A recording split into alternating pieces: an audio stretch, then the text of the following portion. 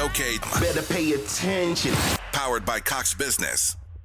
WBOK New Orleans. Home of the Good Morning Show, 7 to 9 a.m. weekdays. This news report is brought to you by New Schools for New Orleans. New Schools for New Orleans is committed to celebrating the hardworking teachers of New Orleans. Thank you to all the educators who came out to the 4th annual NOLA Teacher Fest at Champion Square. We had over 2,000 attendees. Special thank you to our sponsors, Allstate Sugar Bowl, Entergy New Orleans, Raising Cane's, Align Ed New Orleans, Agenda for Children, and Oshner Children's for their commitment and support. Teachers and school leaders, enjoy the summer break. I'm Bree Wood with BIN News Now. Stocks surged Monday after the U.S. and China agreed to a 90-day tariff ceasefire. Larry Summers, former Treasury head under President Clinton, called it a step forward. I am glad that this has happened. I am more optimistic about the U.S. economy today than I was Friday evening. The Dow Jones gained over 1,100 points, and the White House is optimistic about a long-term trade deal. President Trump is in the Middle East for a 4-day trip. The White House says the president is going to reaffirm his commitment for a free and prosperous Middle East. He will visit U.S. troops at the air base in Qatar, the largest U.S. military base in the region. And Ariana Grande and Cynthia Erivo will perform songs from Wicked for a live NBC special this fall at the Peacock Theater in Los Angeles. The special precedes the release of Wicked for Good on November 21st. Get BIN News Now on demand 24/7 on the iHeartRadio app. Good morning, wake up. The Good Morning Show. Good morning. On WBOK.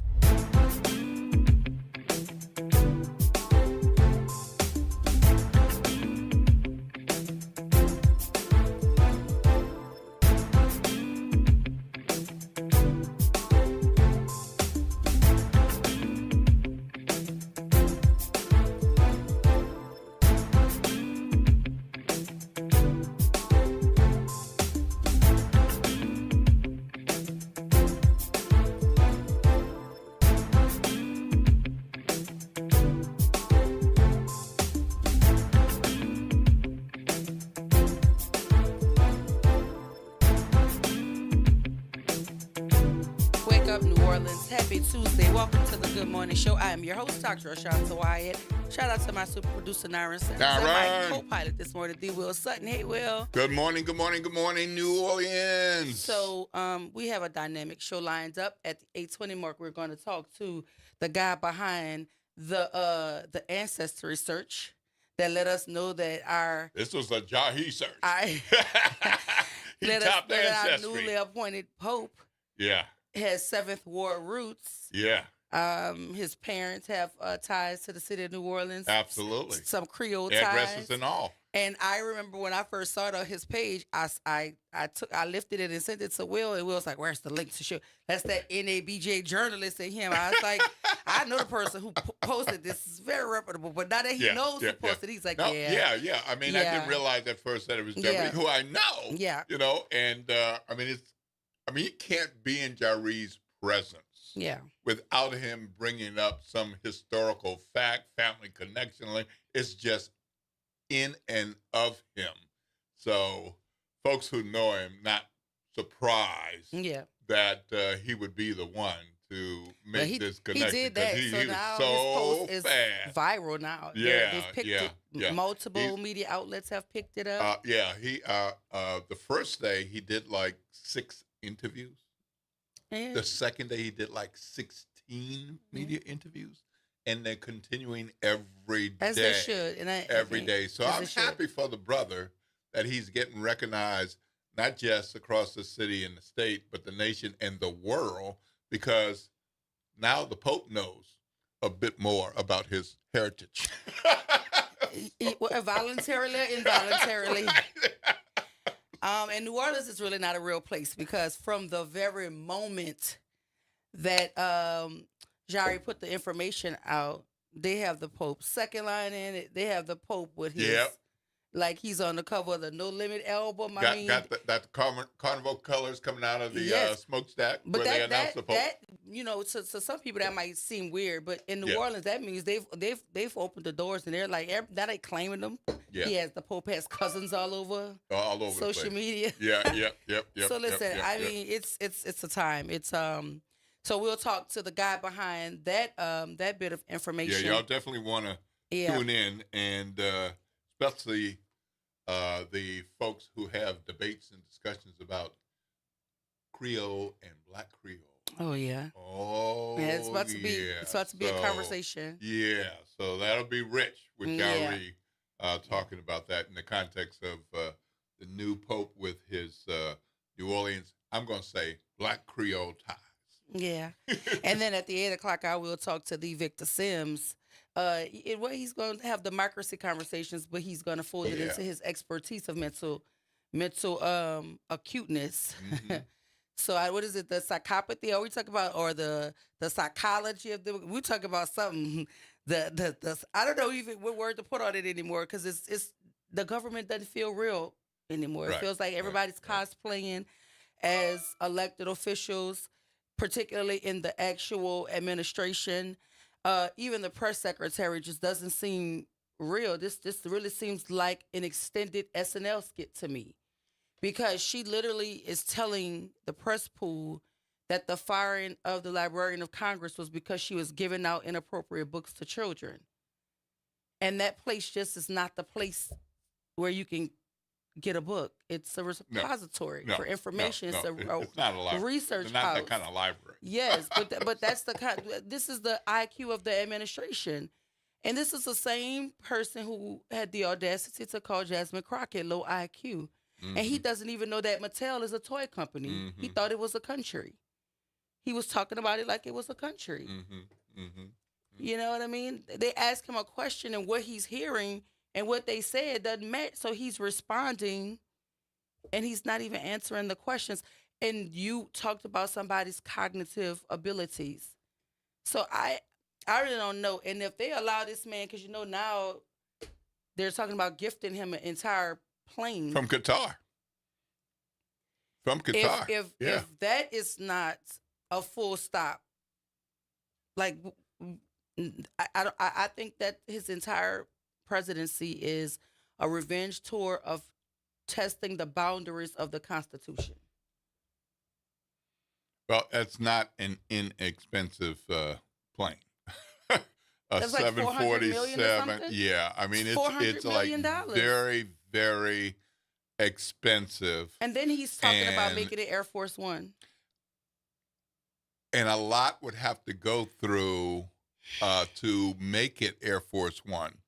So if he accepted it as a personal gift, which he's not supposed to do, Which he as then, the that president means of he the will United do. States. Yeah. But if he accepts this and plans to turn it into Air Force One, there have to be all kinds of security checks on a plane that's already made, produced, and they're practically gonna have to take the thing apart That doesn't make any type of sense. Like zero to be sense. able to But nothing makes make sense. sure it is secure. And so he's already saying it's going to be his through this administration, and then going to go to his presidential library, which means it would not be available for the next president, whoever it is. And then that raises a lot of questions. So what kind of foundation library that has a plane that expensive? I'm not saying there aren't foundations that aren't rich enough, doing well enough in the market to have a plane or something, but it just smells. It just smells. You are so polite. I mean, because it everything is feeling like a bribe to me. Everything is. I feel like we're watching parts of this democracy be pawned off, sold off to the highest bidder. He's selling citizenship at this point, because he's talking about $1 million cars with his face on it that gives people the opportunity to come into the country if they could afford to pay for it. He's bringing in refugees from South Africa only if they're white. When they're White they're South people, Afrikaners. the South Afrikaners, let's just say he's bringing in his homeboys people, because that's what it is. This Elon Musk is somehow, he's so indebted to this man, to Elon Musk, that anything Elon asks for, he can simply have it. Whether it's firing a whole bunch of folk who actually make the government operable, or if it's bringing in folk who are, in his opinion, being persecuted. Is that what he really said? They're being persecuted, Right. And y'all may remember that South Africa, a far majority black nation, was run for years by rich white people, and they owned everything. Black folks couldn't own anything, couldn't run anything. Over time, they let them do a little of this, but they were always in charge and control. And Nelson Mandela had a little something to do with that. So we went to a black-run nation, and it has its politics and its differences, but it's a black-run nation.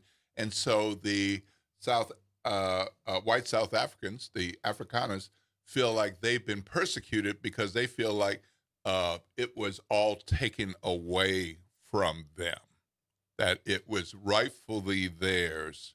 All these businesses, all the land, all the mineral rights, and the government. I mean, they just felt like it was their country because they were the descendants of the Dutch settlers who settled the place. And it's like, how are you going to have all these black folks here? Not let them vote, not let them take a part of any significant thing in the government or business and otherwise. And that's why they were prosecuted in their view. I just want to know where the guardrails in their view, are. they were persecuted because they had stuff taken away from them. Shouldn't the descendants of the enslavers feel the same way? Well, then, how if about that is that? the case? Well, how about that? Because I mean, they once enslaved a whole bunch of folk and made a whole bunch of wealth on the backs of enslaved people. And when enslavement was outlawed, are we now going to use this argument to? That's insane. But I mean, the whole administration is insane. And I just want to know, where are the guardrails? How can you stop him? If not for Congress, if not the judiciary, we're learning that the people who already, the Kool-Aid has been devoured. Like, how do you stop him? How do you stop him? And so these are the questions. And I would like to just say, like, it probably is going to start with the midterms, because something has to shift in this country, and it has to shift fast, because if we allow it to continue to deteriorate, we won't be able to put it back together. The foundation will be disturbed. And there's just, and then you're giving other people the ideas of how you can literally break this country. And it's pretty broken, but. Well, there's 59 white South Africans who arrived yesterday. Yep. And part of the way this happened is because Trump and his administration changed the rules and policies to make it easier to declare what is a refugee under and persecution. I wonder if there's a box that has white next to it that you have to check, because that has to be one of the criteria. And this is the beginning. I mean, it's not a one-time thing. They're planning to have more. White. More. South African. More. Right. Okay, yeah. Well, I mean, I wanted to start this show talking about the shooting that took place in Algiers on yesterday. If you know anything about me, you're not from Algiers. I'm from the Fisher. And so most things that move in Algiers, we are very, very in tune with it. And so I heard about this situation, and it was 5 days after a triple shooting that took place in the Fisher 5 years ago on the same day, and it claimed the lives of two children. One was in his early 20s, and his brother was 3 years old, and their mother was also shot trying to protect her children while also fleeing the shootout. Well, there's been another shootout that took place 5 years from that date yesterday on Lawrence Street in Algiers. And there was a 8-year-old young lady outside playing. She has a younger sibling. They were trying to flee the shootout. She made it into the house, but when she tried to cover her brother and she lifted herself up after picking him up, the uncle was, yelling for her to stoop down, according to the other family member. And before she can go back down to the ground, she was shot in the back of the head. And as of the last presser put on by the chief of police for NOPD, the young lady was said to have been in grave condition. Now, again, you heard me say I'm from Algiers, so we're hearing differently. But I'm going to respect what the police are saying and what the reports are, and if it was inside of my might to pray that she makes a full recovery, I would do that without ceasing. But that's just not what we're hearing there, and it's just so unfortunate. But I'm going to say here what I said 5 years ago. When we from Algiers, and we all of our kids know each other. Everybody knows each other. You like two people away from being related, right? You know what I mean? And we know more often than not. We know before the streets know, and I'm talking about the rest of New Orleans. Right. We know more often than not before NOPD knows, and we absolutely know before the media knows. So the responsibility and the onus on protecting the village of Algiers inside of the city of New Orleans is about actually considering yourself family, because this has to stop, and there's no other thing that's gonna stop it but us. This is insane to be from such a small community, and every time you look around, bullets are flying and babies are dropping. This is insane to me. And I wish I didn't have to talk about this so often, but you have to talk about it so often because it's happening so often. Yeah. And it's, you don't want anything like this to happen to anybody, but particularly a kid who has all of their life ahead of them. And it just saddens me when something like this happens, because I don't even have to know the kid. The kid is not even old enough to have so much evil to cause any of this. That's not what this is at all. And to have this happen to this kid just pains me, because who knows what that life could be. And on top of that, in our community, we also saw the homicide unit out there. Yeah. And so that's also a sign that, but the police are saying that the homicide investigators were on the scene because they vowed to tackle this case with every resource. I don't like when stuff is said like that, because you should tackle every case with every resource, especially when children are dying. So this doesn't make it, I don't think that's the real reason why homicide was there, but we're going to just go with the story and follow it as it unfolds. But I'm just angry because that's where I come from. And 9 times out of 10, we all know, either the family of the child that was that suffered this trauma, or we know the children's families behind the triggers. We all know each other. Yeah. And that's just what that is. And and the majority of the folk who come from Algiers, that's a lifelong residency. And the folk who come out the project that moved to Algiers, that's where they live. The Fisher of Algiers, that's where you came from. And Algiers is the cutoff to the ferry. You know what I mean? And so it's just sad. Every time you get up, you have to bury children, and then you got to grieve, for the family of the children who picking up the guns and solving differences like that, because we know them too. It's just sad. If the kids cannot be outside playing at 8 years old, then what are we doing as a community? Right. And you hear the word senseless act of violence. What kind of violence has sense? Unless you the guy that lost his mind temporarily when he saw a man in a police uniform. I don't know. I don't know. This is just so overwhelming when babies die. Yeah. 8 years old, playing in the yard, running from bullets. L just got to do better. Yeah. We're going to go to break. But when we come back, we're going to talk to your friend. What's your friend name? Jari. His whole name. Jari Honore. Jari Honore.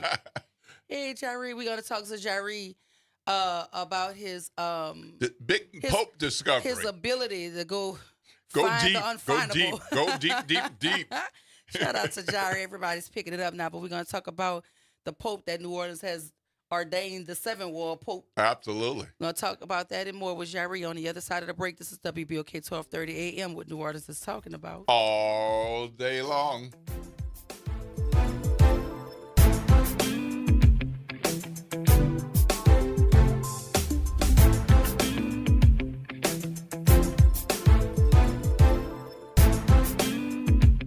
Good Tuesday morning. I'm Daryl Forges with WDSU News, and here's your headlines.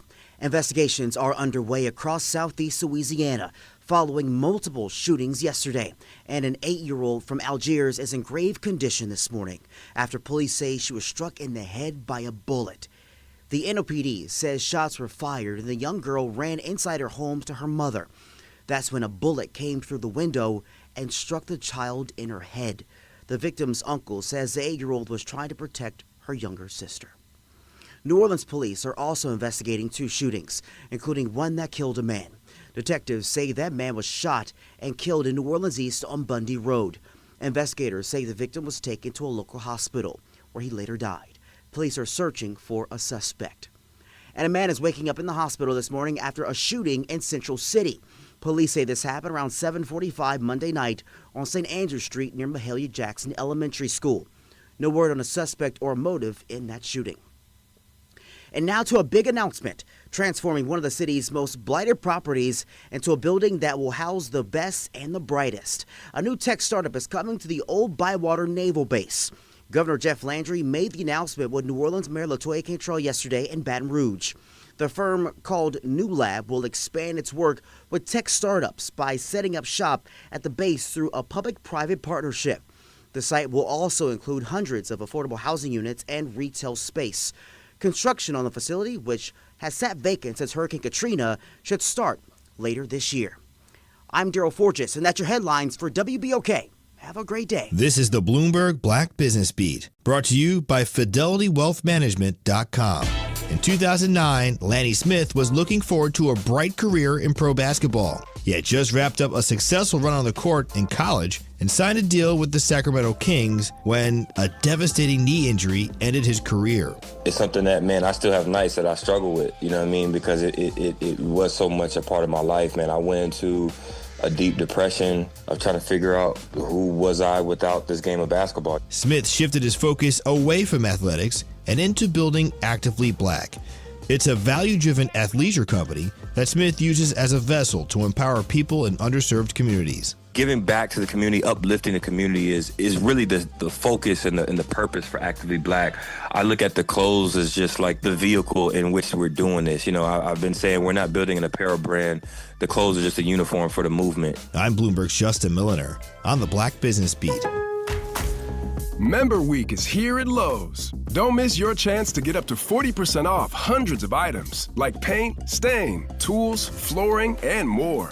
Shop our exclusive deals happening in-store and online from May 8th through May 14th. Not a member? Join My Lowe's Pro Rewards for free today and get ready to save more. Lowe's, we help, you save. Loyalty program subject to terms and conditions. Details at lowes.com/terms. Subject to change. Something amazing is happening in networking. Organizations are scaling with less stress. That's because CDW is designing and implementing intelligent HPE Aruba networking solutions that simplify and secure operations. With automation at the center of your data center, growing pains can be a thing of the past. HPE Aruba Networking and CDW. Make amazing happen. Learn more at cdw.com/Aruba. Connect with NOLA Public Schools. Follow us on Instagram, Facebook, and X for the latest updates. Sign up for District Digest, our official newsletter where we share district achievements, celebrate student successes, and keep you informed about our vision of providing a high-quality education. And don't miss our school board meetings. Watch in person or live stream on YouTube. Stay informed. Stay engaged. Visit NOLAPublicSchools.com today. Again, that's NOLAPublicSchools.com. The legendary Broadway show is back. The Wiz. The Chicago Tribune raves. It's an eye-popping, high-intensity revival and a cause for celebration. The music, the voices, the legend returns. Entertainment Weekly says, run, don't ease on down to this spectacular revival. The Wiz. playing the Sanger Theater May 13th through 18th. Tickets at BroadwayInNewOrleans.com. The New Orleans Jazz and Heritage Foundation is the nonprofit organization that owns the New Orleans Jazz and Heritage Festival presented by Shell. With the funds generated from Jazz Fest, the foundation invests in Louisiana communities through economic development, cultural enrichment, and free educational programs. To learn more about the New Orleans Jazz and Heritage Foundation, please visit us at www.jazzandheritage.org. Making a difference in the community. WBOK 1230 AM. Good morning. Wake up. The Good Morning Show. Good morning. On WBOK.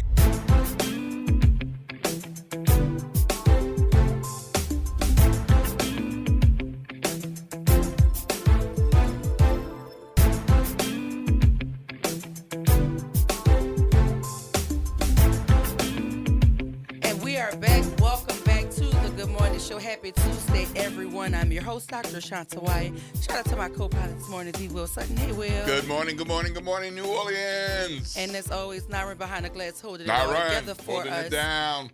Right now, we're getting ready to jump in conversation. Mr. Jari Honoré talking to us about his groundbreaking Research. discovery. We're going to call it a discovery. Absolutely. He discovered it. The connection between the 267 Bishop of Rome. Right? That's what we're going to talk about. Hey, Jari. How you doing? Good morning. Welcome to the Good Morning Show. Good morning. And how are y'all doing this morning? Fabulous, fabulous. Been quite a few days for you, huh? Yes, indeed. Quite extraordinary. So what made you want to? Because you literally broke the news, and then I lifted your post and sent it to send me a link. Where did this come from? Yeah, right. Yeah. Of course, I know you, but I'm like, oh well, people, might be pretending to be Jari, and it's like, Then I saw the Facebook post, thanks to Dr. Wyatt, and so you were first, broke the news to all of New Orleans, Louisiana, and the world, and to the Vatican, I might say. Yeah. I'm sure. Because I'm guessing that Pope Leo and the higher-ups of the Roman Catholic Church may not have known this part of Pope Leo's history. So we're gonna get into how this happened, but I want to note, for context, that Jari works for the Historic New Orleans Collection in New Orleans. Major organization, a deep history of all kinds of people, genealogy, and specifically to Jari. Jari is a certified genealogist. I'm not belittling the folk who do genealogy. I'm just saying that that's a certain level of certification, and I believe there's no other black certified genealogist in Louisiana or at HNOC, and like a handful in the entire United States. Is that correct? Yes, there are about 5 African American CGs, as we say, certified genealogists in the country, but we hope that number will increase soon. All right, well, maybe it will after this. So, man, you heard there was a new pope. You're happy as a good, upstanding Catholic, and then you heard the name, and what happened? I heard the name, and I was in amazement that Cardinal Robert Prevost, who is an American, was elected Pope. And that's all that I knew about him prior to this. All that most people knew about him. Most of his career, his ministry, was outside of the United States, even though he's a native of Chicago. And being from that sort of broad Great Lakes area, Michigan, Illinois, I just assumed that he would be of maybe French-Canadian stock or recent, relatively recent French immigrants to this country, something like that. So unlike a lot of New Orleanians who immediately jumped to the Prevost or Prevot name, it wasn't that that it really intrigued me, because Prevost, even though we don't think so in New Orleans, it's a fairly common French surname. It was really just finding out what his background was what interested me. And lo and behold, his father's family is not from New Orleans or Louisiana, and don't have any immediate connections here.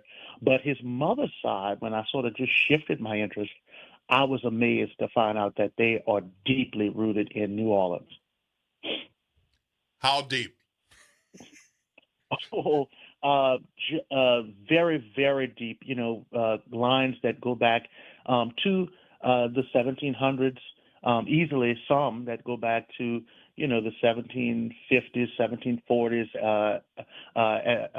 if not earlier, which is not uncommon. Louisiana is the state with the highest percentage of native-born residents. A little bit more than 80% of our people are from here. Live here and are from here. So we have these deep, deep connections. And it's just a question of exploring them, researching them. Yeah. So, what do you say, Jari, to all of the folk who believe that since your ancestral connection, that the new pope could possibly be a cousin of theirs out of the 7th Ward? You know what? He does. First of all, his grandparents, his mother was the youngest of 7 girls, and she's the only one who was born after they made that migration up north to Chicago in 1910, 11, somewhere in that range. But his 6 older aunts and his grandparents are all from New Orleans, and they do have cousins. Now, this is not obviously everybody with these names, but they do have some particular cousins with names that we all know, like Bonaris, or some say Bagneris, Rouzon, Fourier, Flott. Lamel is a big one. The Lamels are just ecstatic about this connection. Saraparu, all very, very familiar names to us. So if somebody has one of those names, are they definitely related to the Pope, or not really? No, as I gave that caveat before I even mentioned those names, some lines of those families are definitely, would be related to the Pope.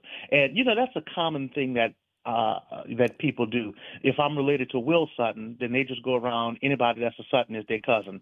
Right. Not exactly. But you can certainly claim people. We all grew up with play cousins.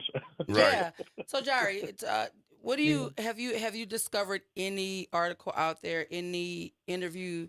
Maybe he's ever spoken about his ancestry or his heritage. Has he ever hinted that he could possibly have some Southern ties, particularly to the city of New Orleans? No.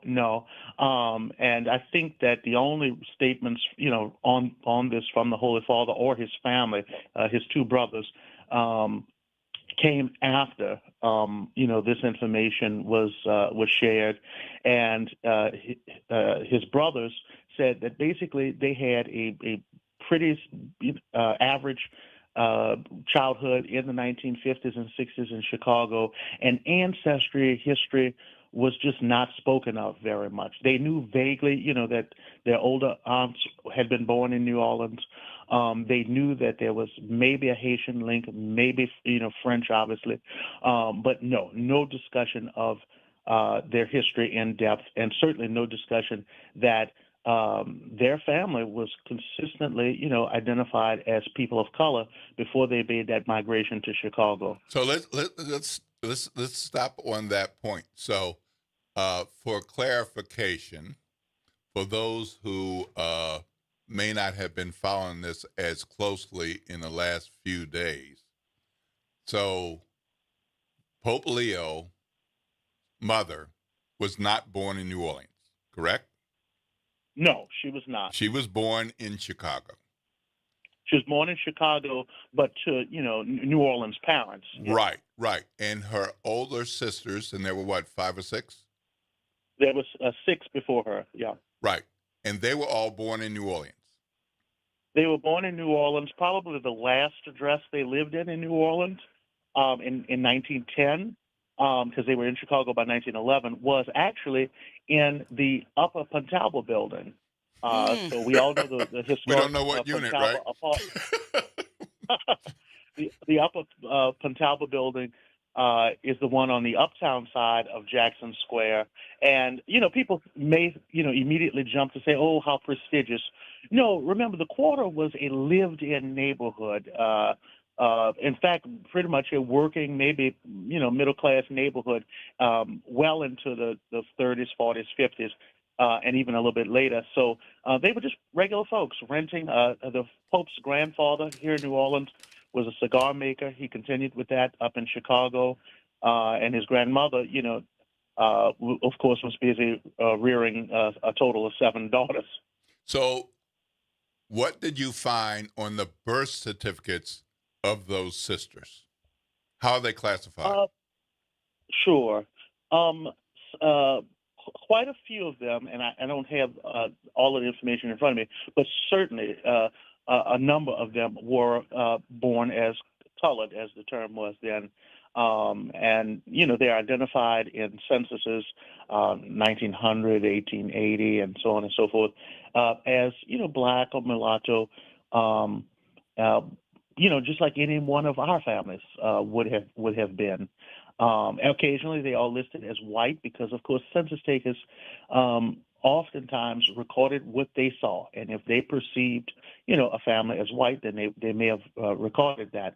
But that history of sort of straddling the color line is common to so many of our families in New Orleans. Yeah, but on the birth certificate, there's no question that there's a different kind of melanin reference. Yes, for many, if not all of of his aunts, there's the reference colored. His mother, her birth is listed as white, but of course she was born in Chicago.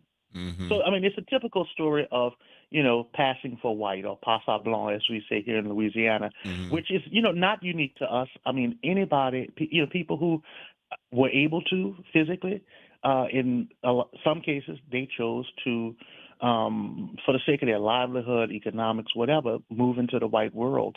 I would imagine it was not an easy choice.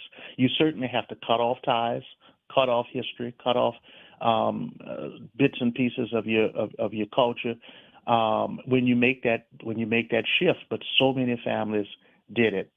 I was reciting to someone the other day, the family that for many, many years, decades, owned Baldwin Pianos, one of the founders of Johns Hopkins University, one of the principal founders of the Rose Parade, in California. All these people were Louisiana people who, at some point in their history, moved and passed for white. And to me, what it shows is that genius was there, that intellect was there, those skills were there. But in order to live them, express them to their fullest, they had to change their racial identity, which is so sad because these gifts have always been present, amongst people of color. So, Jari, have you been paying attention or keeping up with the commentary from the right in the wake of the appointment of the new pope? Because a Sean, little bit. Yeah, like they are calling him a woke Marxist pope because he said things to combat a lot of the policies that are coming out of the Trump White House, particularly to the deportations. Sean Davis, the founder of the right-wing website The Federalist, wrote that he had been worried the Cardinals would select a left-wing Western European pope to use the Roman Catholic Church to counter the rise of national populism in general, and Trump in particular, and to boast the globalist forces against those who believe the purpose of a country is to safeguard its own people. Sound like a whole bunch of nothing. But I think they're just angered because you found some links to part of his ancestry that they may not necessarily want to honor. Well, truth be told, if Jari was to dig into some of their background, yes, I'm certain there might be something out. Some Creole roots. Yeah, right. Absolutely. And There have been some comments and questions about whether the Pope's ancestry included enslaved people.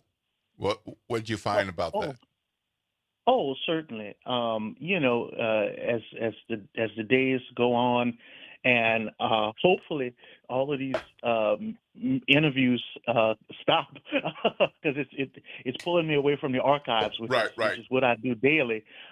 We can make more discoveries, but certainly, yes, we already I have already uncovered some enslaved ancestors of the Holy Father, and that should surprise no one. No matter whether your family was freed with the Civil War or if they had been free for generations before the Civil War, at some point you're going to come to ancestors who were in this new world, as enslaved people. That shouldn't surprise anyone who's of Black origins. As I said, these connections go all the way back to the 1740s, 1750s, right here in New Orleans. I heard from Roe Brown that when he was in Kentucky, he gets around. He's supposed to be retired from sports, but he can't get away from it. But when he was in Kentucky, his daughter shot him a note and asked him if he heard that the Post people were from the 7th Ward. So all the way in Kentucky, the word started spreading so fast that New Orleanians and people with New Orleans connections were spreading the word about the new Pope and the New Orleans connection. So let's get to the Creole part. And I also want to know if Jerry understands any connections of why he chose the name Leo. Yes. As his. Yeah, that'd be good. From what I understand, the Holy Father chose the name Leo after Leo the 13th, who had one of the longest reigns in the history of the papacy, and who issued the encyclical Rerum Novarum, which is sort of one of the pivotal documents in terms of Catholic social justice work, social justice beliefs. And it talks about the right to a fair wage for workers, the right to be safe, secure at work, the right to unionize, and to own property. It's basically the church's answer to a whole lot of social movements that were taking place at that time, to say that we have an obligation to make sure that people are sustained and are justly compensated for their labor. So I think that gives us a little indication of maybe where his papacy will go. And like Pope Leo the 13th, who was on the throne of Peter for well over 20 years, we may have a very long papacy from Leo the 14th, God willing. So that's the connection that I pick up. Jari, what is a Creole? What is a Black Creole? Oh my goodness. Well, first of all, what is a Creole? Contrary to what people may believe, Creole has nothing to do with race per se, or with color or hair or any kind of phenotypical descriptor, characteristic. Creole is a culture. It's a unique cultural designation that's shared by the people who are rooted here, who have whose roots go back to the very earliest colonial days, when we had to have this sort of amalgamated society, culture that had contributions from France, from Spain, from native people, from West Africans, and who, spoke one of these Latin-derived languages, be it French or Spanish or Louisiana Creole, who were Roman Catholic in their practices and their faith, and who, again, were rooted here, whose worldview was shaped here. And when Creole really, because I would say becomes something of note, is when there is an other. I mean, I think we all sort of double down on identifiers when there's an other present. And we know that a little bit, of course, before, but especially after the sale of Louisiana to the United States in 1803, all of a sudden there's this influx of people who are not like us. You know, these people who were not a part of colonial Louisiana, and that's when we, you know, the identifier really, I think, is used to distinguish between the Creoles and the Americans, or as they say, les Américains. And I know that many people, your listeners, into the 40s, 50s, 60s, we had parents, grandparents who would talk about the American people or the American way of cooking or an American background. So this is not all, you know, dead history from the 18th century. People still viewed themselves this way into recent times. Now, the Creoles, with that said, they're white Creoles. There are many families, the Liverdays, the Favreaus, you know, who are Creole and who are of a Caucasian background. There are Creoles who are black people, like myself, like the Holy Father's ancestors, like you, Will, on your maternal side. Yep. So, you know, again, nothing about race or color. There are, you know, if people want to say that folks who are, as we say colloquially, red or yellow or light skinned or fair complexioned or Creole, well, then what does that make somebody like, say, you know, Walter White, who was with the NAACP for so long, or any number of people who are fair, but who have nothing to do with the Creole culture? They're just light skinned black folks. So you can't equate the two, even though people will probably always mistakenly do that. Well, Jari, we want to thank you for being here because I'm telling you, you've set the internet ablaze. I know you're busy doing interview after interview, but we appreciate you stopping by WBOK to give us some information, some context around your research and his and tying the Pope's connections right here to the city of New Orleans. So thank you for that. I mean, listen, I'm telling you, as soon as I saw it, I sent it to Will. He was like, yeah, send me a link. But when he saw your name attached to it, he was like, oh, all right. That's Jari. Okay. Yeah. Dr. White wants to connect. Set me on my search. Yes. And so people can contact you and others at HNOC where?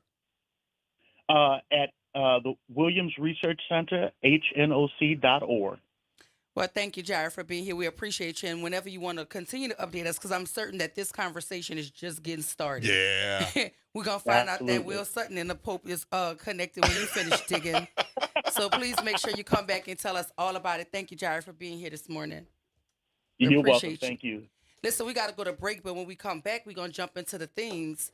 Are we going to continue to talk about the low IQ of the let's talk about that. Commander-in-Chief, maybe? Because there are now 23 Fox News hosts who are a part of the Trump administration.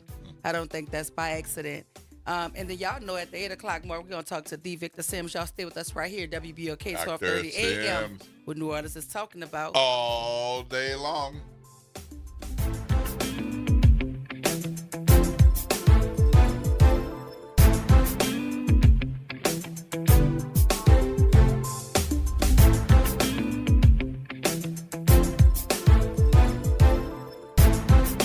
This is your news update for WBOK from WDSU.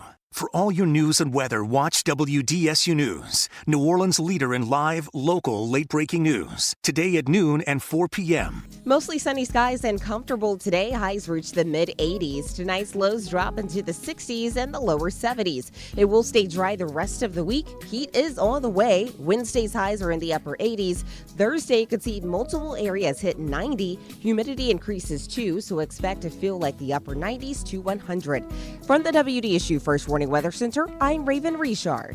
This summer, let your child's creativity shine at Camp Art, New Orleans' most vibrant, arts-driven camp experience for kids ages 4 to 12. Hosted by Beyond the Stage, Camp Art blends visual art, theater, music, dance, and creative writing with New Orleans history and culture. Plus, field trips, guest artists, and camper showcases. With full-day programming before and after care and sessions starting June 9th, it's the perfect fit for working parents. Fun, enriching, unforgettable. Register now at beyondthestagellc.com/campart and follow us on social media at Beyond the Stage LLC. WBOK and LCMC Health are proud to present Keeping You Well Cafe. 60 minutes with LCMC Health, where the doctors speak directly to the people of New Orleans. LCMC Health is committed to improving the quality of care here in New Orleans, the Gulf South, and beyond. The Keeping You Well Cafe is another way for LCMC Health to engage with the community. At the Keeping You Well Cafe, LCMC Health joins WBOK and local businesses to answer your questions about wellness and health. Visit DePaul's new Algiers Health Center at 2801 General de Gaulle Drive to receive primary and preventive care for both adults and children.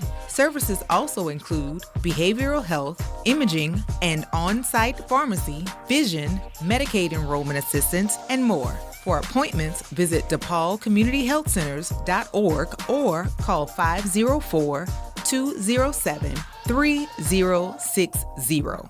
Sometimes I struggle to get to sleep. My body stopped for the day, but my mind is still running. So I take ZzzQuil.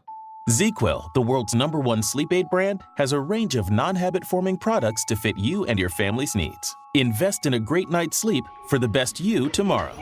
I'm awake and ready to take on anything. Better days start with ZzzQuil nights. Explore our products at ZzzQuil.com. Use as directed. Keep out of reach of children. Good morning, Wake Up. The Good Morning Show. Good morning. On WBOK.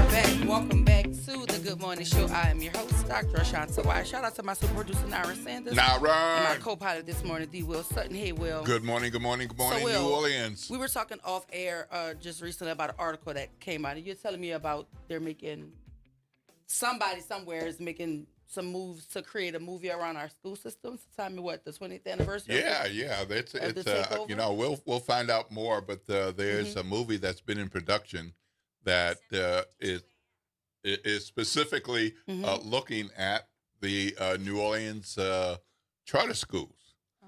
And the premise of the movie is this was one of the best things to happen to New Orleans since Katrina. I remember Arnie Duncan said that, and I remember he had to take it all back because they went in on him. But that's what he said. He said something to the effect of Katrina was the best thing to ever happen to the city of New Orleans.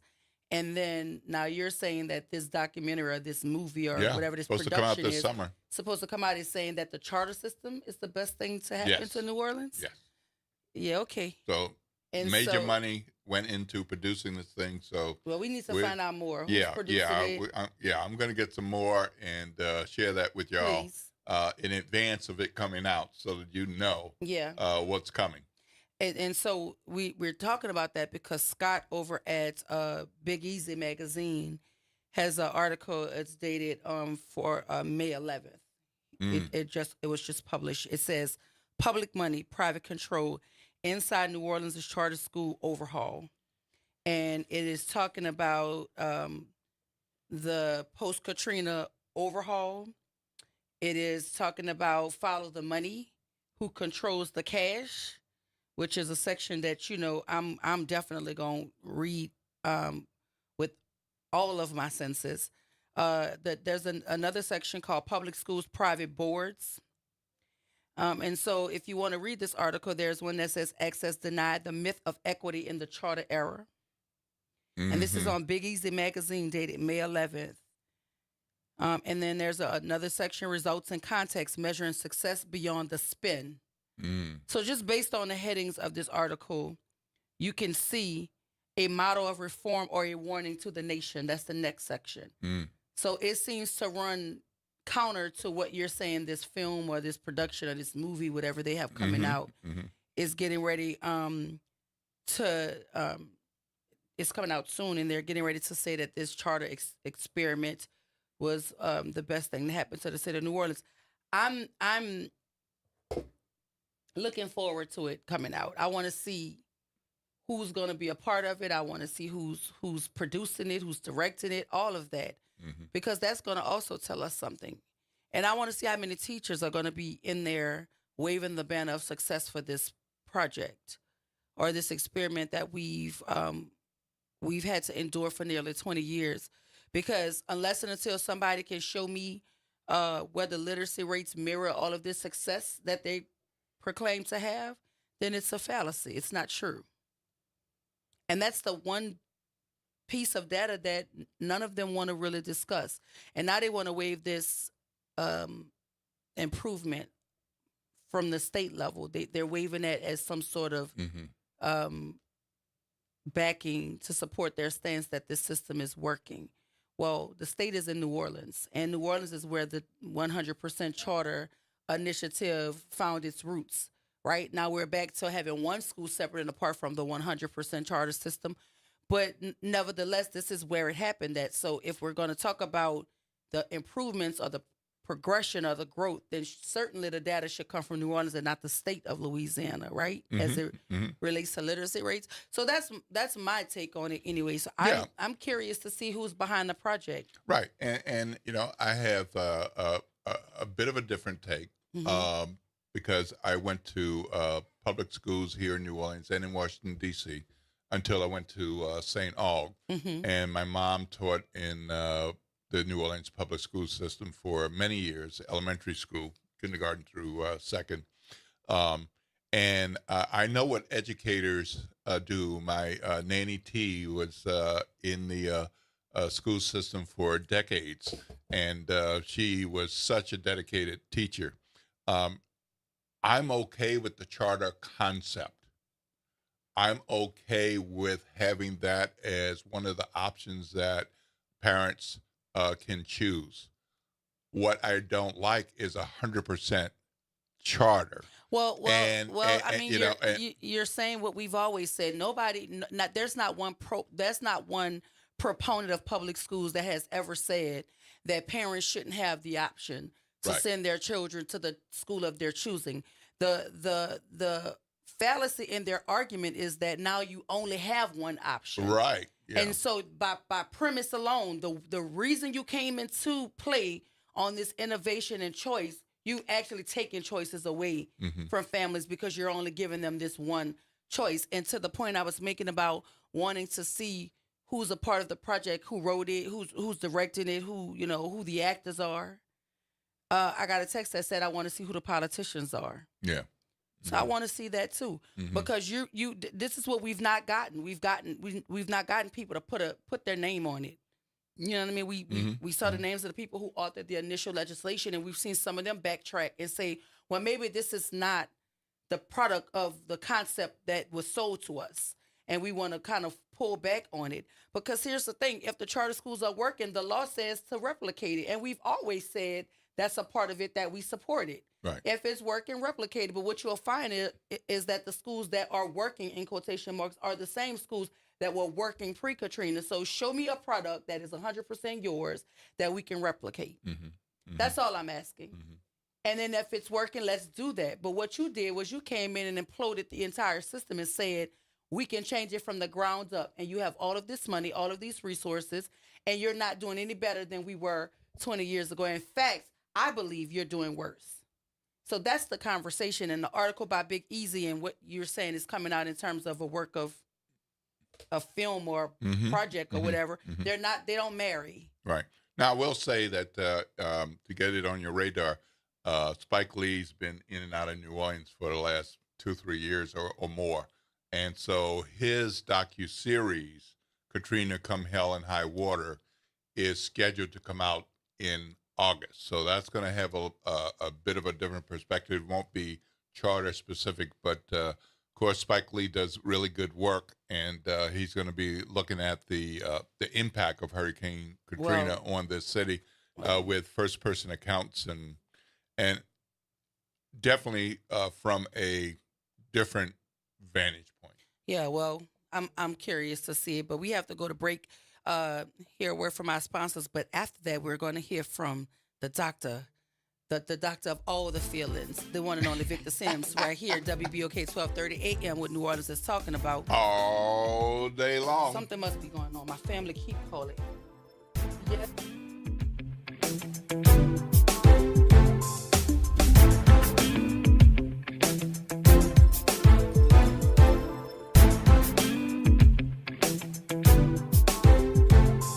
WBOK New Orleans, home of the Good Morning Show, 7 to 9 a.m. weekdays. This news report is brought to you by New Schools for New Orleans. New Schools for New Orleans is committed to celebrating the hardworking teachers of New Orleans. Thank you to all the educators who came out to the 4th annual NOLA Teacher Fest at Champion Square. We had over 2,000 attendees. Special thank you to our sponsors, Allstate Sugar Bowl, Entergy New Orleans, Raising Cane's, Align Ed New Orleans, Agenda for Children, and Oshner Children's for their commitment and support. Teachers and school leaders, enjoy the summer break.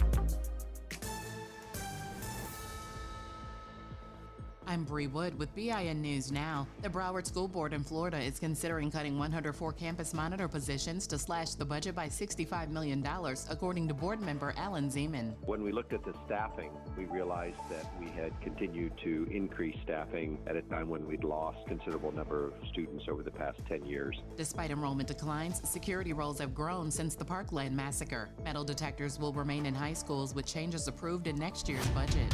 An early season heat wave will bring record or near record temperatures to the plains, Southwest, and Texas this week, with highs reaching the 90s in the Dakotas and Minnesota and 100 plus degrees in Texas. And a new study in biomarker research found that short-term sleep deprivation, even after just 3 nights, can increase the risk of heart failure and artery disease by triggering harmful proteins. It also reduces the effectiveness of exercise in promoting heart health. Get BIN News Now on demand 24/7 on the iHeartRadio app. Good morning, wake up. The Good Morning Show. Good morning. On WBOK.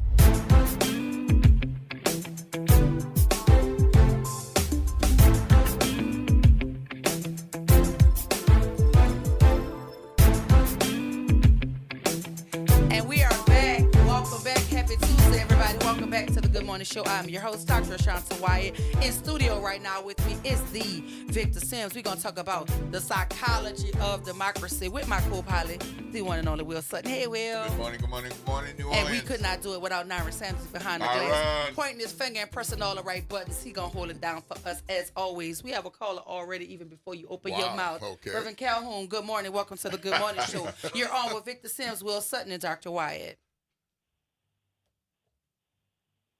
Rev? No. We missed him? Well, I'm sure he'll call back. But welcome. Good morning. The psychology of democracy. Yeah. And look at me, y'all, the psychopathy, the craziness of it all, the silliness of it all, the insanity of it all. Let's talk about it. All of the above. All that fits into it. Yeah. So what psychology? The issue is that, first of all, everything that I do has a psychological basis to it. And I try to identify some aspects of our society that we might not look at that factor as being a part of. But there's nothing that we do as human beings that's not a psychological background to it.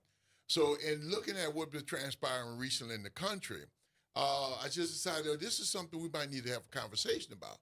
What is democracy and what does it do to you?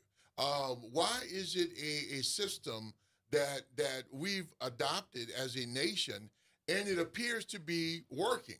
Is it perfect? There is no perfect system. There's nothing a human being does that's perfect.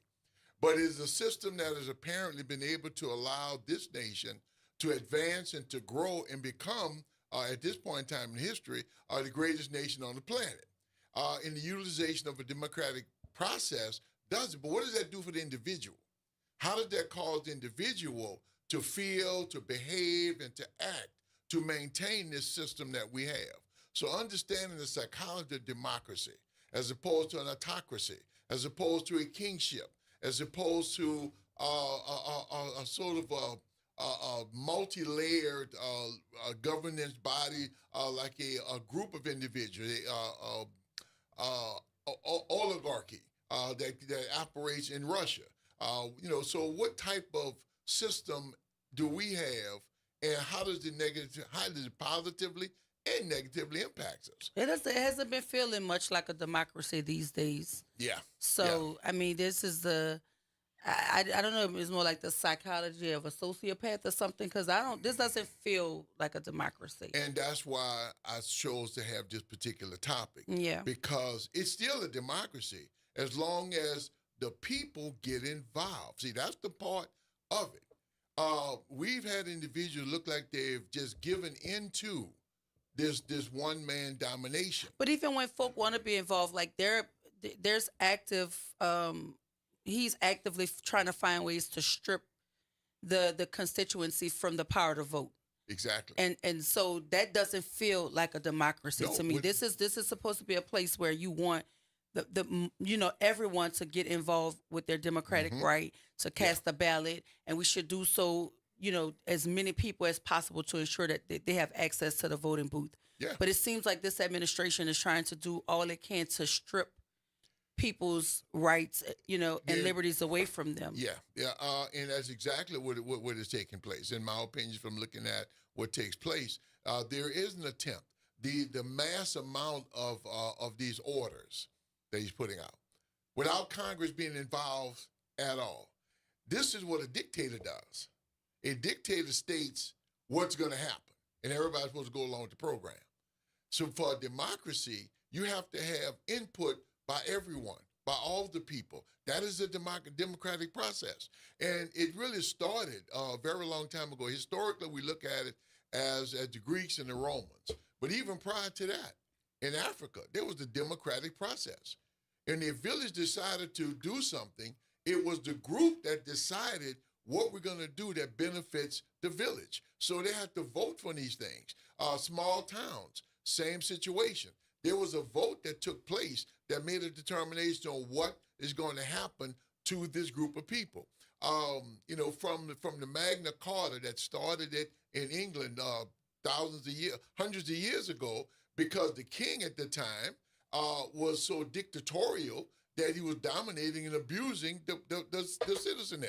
So they got together, the nobles got together, put together this document called the Magna Carta that said, yeah, you're the king, but we have a democratic process. We're going to vote for what we want. You are not going to be the sole voice that dictates what we're going to do. Yeah, they went to war for it, but eventually the Magna Carta became part of the law in England. That's why you have a English parliament, and then you have a kingship as well. But the parliament runs the country. But we have the Constitution, and it seems that the guardrails are there, but it seems as though this administration is finding ways to try to exploit whatever loophole they can find or whatever crack or whatever gap in the Constitution they can find to exploit. You're 100% correct. And that's what it feels like. So it doesn't feel much like a democracy to me.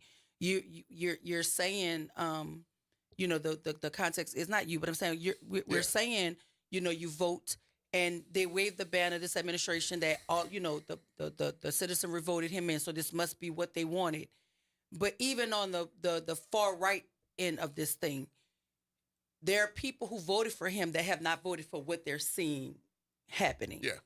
And so, again, it just does not feel much like a democracy. It feels like he's trying to figure out a way to isolate this country so that he can have total control over every layer of government, and that's not the way it's supposed to be. We have different branches of government so that we don't have a rogue operative thinking it could dismantle the Constitution and reign like a king. Yeah. But he's circumventing all of those things. If those guardrails are not working, or they're not strong enough, or they're not holding up to what the forefathers anticipated for them, then where do we go in terms of the psychology of democracy? We become democratic.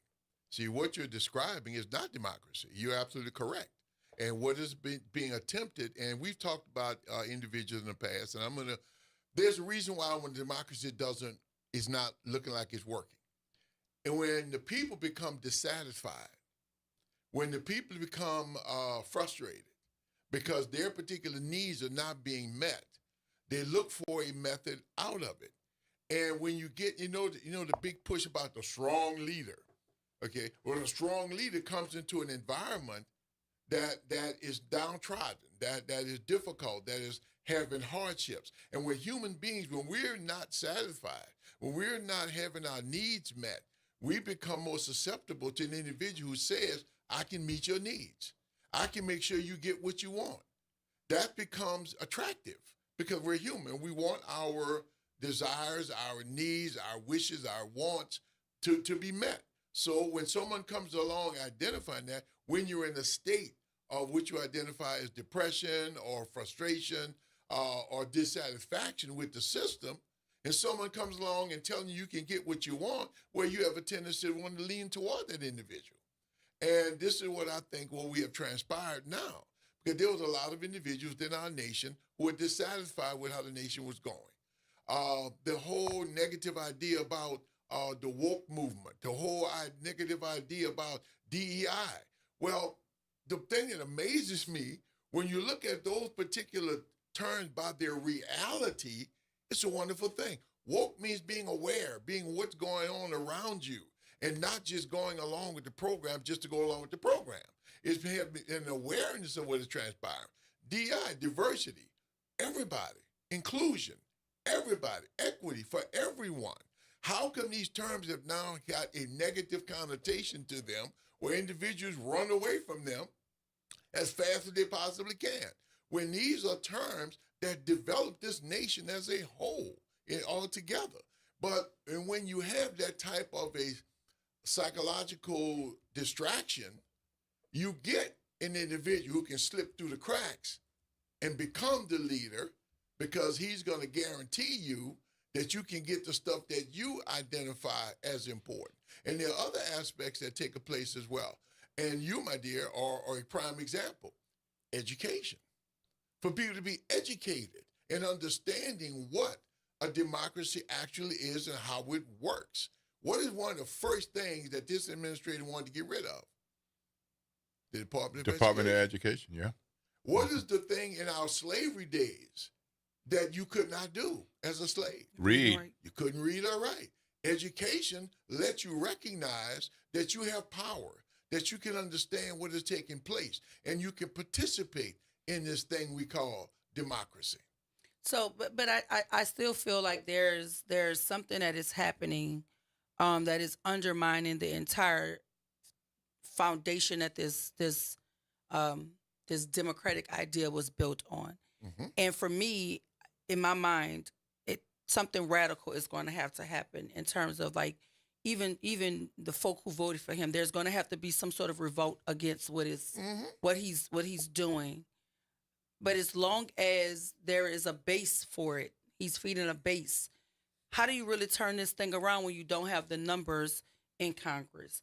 You have the judiciary that is folding in some cases to him. I mean, they're fighting it in the courts and they're winning some of the litigation, but there's also a whole bunch of judges upholding this tyranny, because that's what it is. It doesn't feel very democratic. You're absolutely correct. What is taking place is not a democratic situation. It has the guise of a democrat because we have the three branches of government, we have the Congress, but the actual behavior. The question is, why is it this way? And it is because a lot of individuals have become dissatisfied with the system, or not benefiting as they would identify from the system. And when you have individuals that don't feel like they're benefiting, then they're looking for something different. You mentioned a word a few minutes ago, revolution. Revolutions always come about when the people are not satisfied. Yeah. That's when the masses are not satisfied, you have a revolution. And we have had one, within this country, unfortunately, towards the negative, because we got a lot of underlying factors that play a role as well. Individuals who feel as though they need to be in power, they need to be in control. You earlier, I was listening to you earlier, and you discussed the individuals that's coming across from South Africa. Mm-hmm. Yes. Okay. Mm-hmm. Take a look at that situation. That is a very interesting concept. that is taking place. Previous to that, this administration was attempting to get rid of immigrants. And if you notice who the immigrants they're getting rid of, right? Who they were cutting out for coming to the country. And remember, first term for this particular president, he made a very derogatory statement about why are we getting people from the crap hole countries? Why we can't get individuals from Norway or Sweden or somewhere in that degree. So there's another underlining aspect to what you're seeing at this point in time. And unfortunately, America has not gotten over its racial divide. The racial divide is still present. But the democratic process has allowed us to be more involved. We have a great deal of public officials that have been elected that are African American. 100 years ago, that was not the case. But through the democratic process, we've been able to get that. We've been able to accomplish that. Martin Luther King utilized the words of the Constitution in order to promote our civil rights movement. He didn't come up with something different. He used what was already there, the democratic process. And through that, when individuals were denied their civil rights, when you look at the boycott, Montgomery, the Edmund Pettus Bridge, these were samples where individuals were being denied the democratic process, and that attempt to touch the country as a whole to make a determination, the civil rights movement needed to be put into law. But it was the democratic process that was able to get that done. So what do you make of the white South African refugees that are being allowed to come while hundreds of refugees of other thousands, thousands, ethnicities, have been intentionally turned away. But they're using these 39 of them, saying 59. that 59 came in yesterday, and more to come. They're saying that they are facing a genocide. That's the word the president used. He said a genocide was taking place, that white farmers specifically were being targeted. But South Africa itself said that report is a total lie. Unfortunately, the individual who called president right now, when he makes a statement, it has been fact-checked so many times that the majority of the words of the others are not true. And to exaggerate, to make a situation much larger than it is in order, if you ever notice, there are certain terms he's using. It'll be the greatest you ever seen, or you're a terrible person if it's a negative situation. So utilizing his terminology, you can always look for misstatements, untruths that is taking place in order to facilitate. Now, we can't ignore the fact that his number one financial benefactor was a South African, okay? We can't ignore that fact. There's got to be some connection there. That's not just a happenstance. That's a connection there somewhere whatsoever. And to identify the young man who got sent to the prison in El Salvador, who was an American citizen, who had been told by a judge, based upon the fear of him being murdered in El Salvador, not to deport him to El Salvador. So, but his case, he's still there. If they're being threatened there, isn't that the exact same rationale why he was here in the first place? Because he was being threatened in his own country to be murdered. So if it's okay for one, why isn't it okay for the other? Well, that's when you have an autocracy, when you have a single person in control who dictates things. And if you notice, the individuals that he put in different positions of power are people who just go along with anything that he says. So when you have that, you're right. You don't have a fully democratic process. You have more of an autocracy. One individual dictating what takes place. And all of these are the orders that he's writing.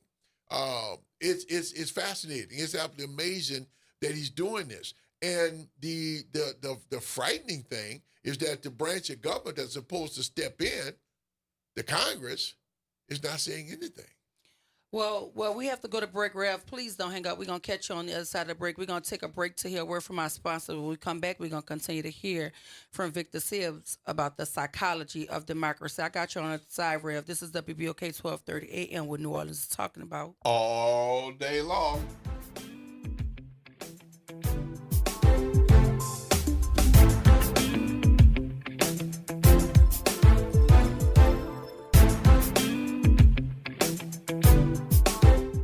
Missed a show? Want to hear that guest everyone's talking about? WBOK is now streaming on all your favorite podcast apps. Just search WBOK Media, hit download, share with a friend, and don't forget to rate your favorite shows 5 stars. Because when our voices are heard, our impact grows. Good Tuesday morning. I'm Daryl Forges with WDSU News, and here's your headlines. Investigations are underway across southeast Louisiana following multiple shootings yesterday, and an 8-year-old from Algiers is in grave condition this morning after police say she was struck in the head by a bullet. The NOPD says shots were fired and the young girl ran inside her home to her mother. That's when a bullet came through the window and struck the child in her head. The victim's uncle says the 8-year-old was trying to protect her younger sister. New Orleans police are also investigating 2 shootings, including one that killed a man.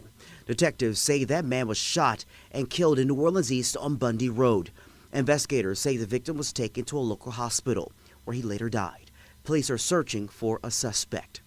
And a man is waking up in the hospital this morning after a shooting in Central City. Police say this happened around 7:45 Monday night on St. Andrew Street near Mahalia Jackson Elementary School. No word on a suspect or motive in that shooting. And now to a big announcement, transforming one of the city's most blighted properties into a building that will house the best and the brightest. A new tech startup is coming to the old Bywater Naval Base. Governor Jeff Landry made the announcement with New Orleans Mayor LaToya Cantrell yesterday in Baton Rouge.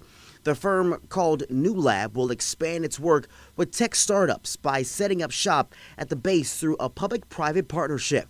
The site will also include hundreds of affordable housing units and retail space. Construction on the facility, which has sat vacant since Hurricane Katrina, should start later this year.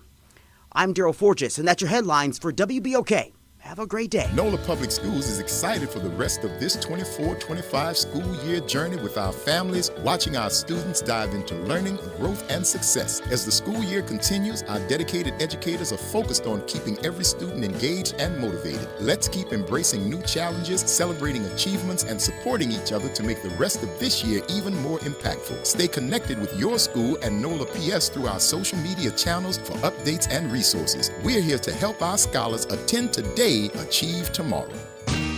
Hello, I'm Gary Clark. Please tune in to Dr. Clark 101, The Living Classroom, which is broadcasted weekly every Wednesday at 12:30 p.m. on WBOK 12:30 a.m. on your dial. And as always, it's been a pleasure. Just a kid who grew up in New Orleans East. First attended public schools, then to St. Augustine High School. After college, Arthur Hunter became a police officer.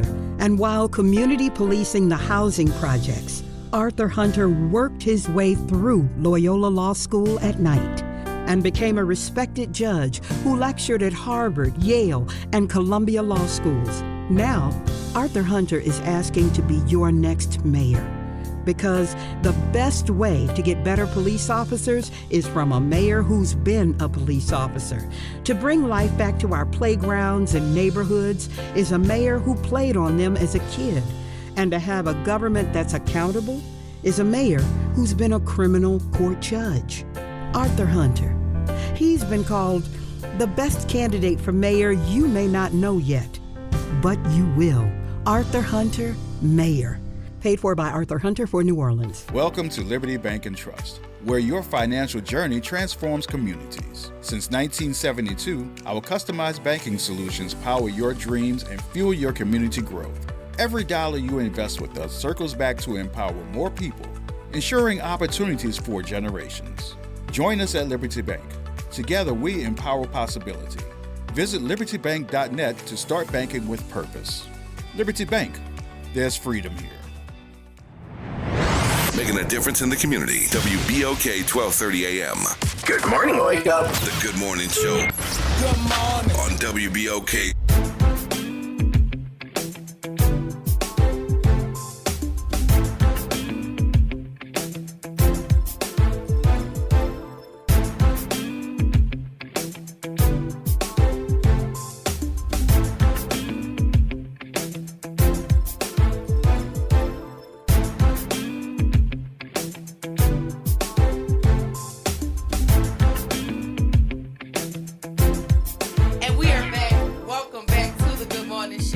Tuesday, everybody. I'm your host, Dr. Ashanta White. Shout out to the men that are on my left and my right this morning. We have the Will Sutton. Hey, Will. Good morning, good morning, And good our morning. guest this morning Good morning. is the man behind the psychology All right.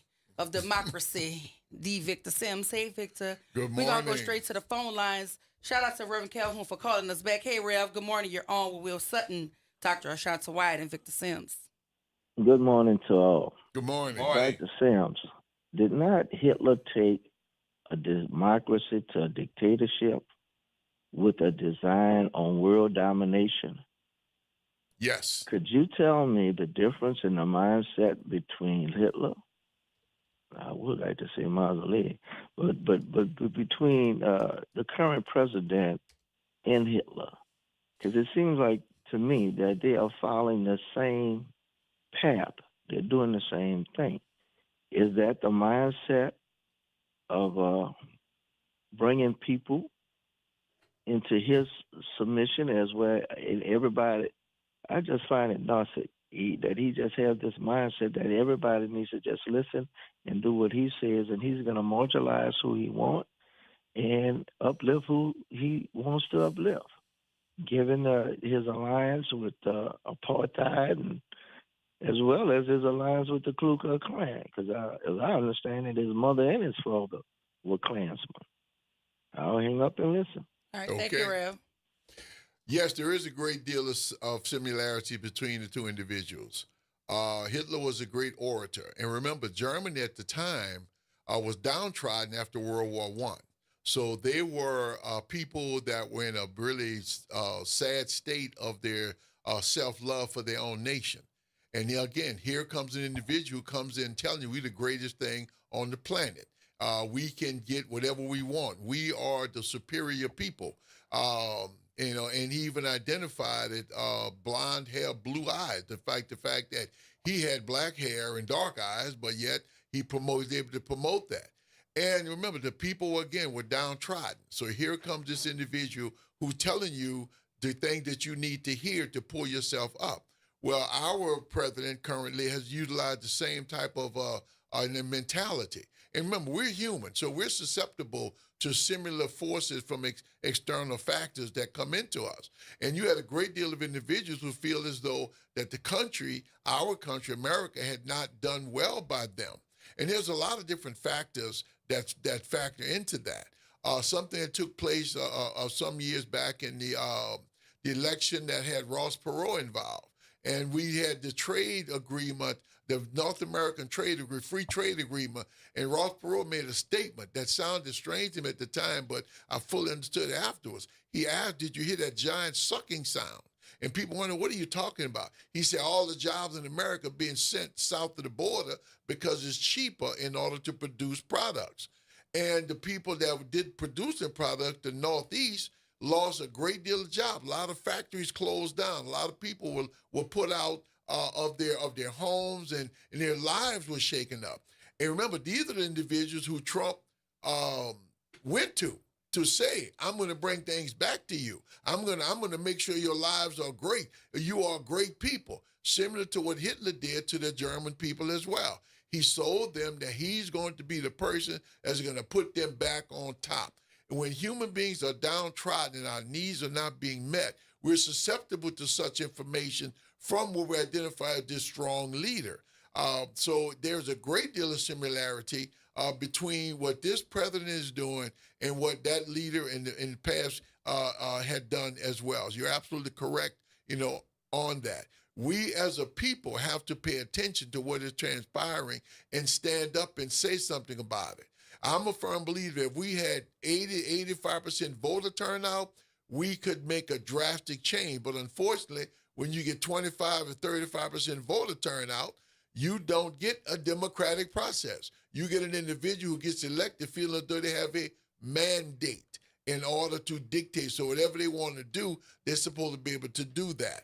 So the similarity between the two, I think, is very unique and does definitely exist. Well, it says both Trump and Hitler exhibited an intense will to power, a drive to dominate that is incompatible with genuine respect for the views and rights of people. And we do know, as it relates to media, he's taken a very Hitler approach to media because Hitler wanted to suppress media so that his voice and all of that could dominate what people heard and what they took in as news. Well, that's what Trump is doing with the purging of different media outlets. And now he's actually got his press secretary going at the people that he actually wanted in the room. So now they're bumping heads with the little bit of media that is allowed to be in the press corps. Yeah. Because I do believe he wants to control the narrative that everything he's doing is working. Exactly. And he wants to refute any idea of pushback against anybody, including judges or journalists who have the audacity to question him or to push back on him or to hold him accountable. But it says Trump is no Hitler unless the American people enable him to be Hitler. Our democracy will end that. Yeah. Let's go to the phone lines. Welcome to the Good Morning Show, Pop. You're on with Victor Sims. Thank you very much for taking my call, Professor, Dr. Wise, and Will Sutton. Excuse me for putting you last. Oh, no, not at all. I think that's the right order.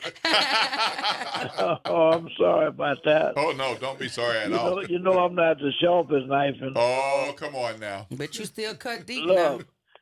Look, man, I felt like shouting. Reverend Calhoun asked the question I've been agonizing about. They're talking about a dictator. He don't go through Congress. He invite anybody he want, any dictator. He have secret meetings. I said, man, we don't have no president. Make deals, get money, give them American money, put anybody in jail. I've been trying to figure out what's the difference between him and a dictator.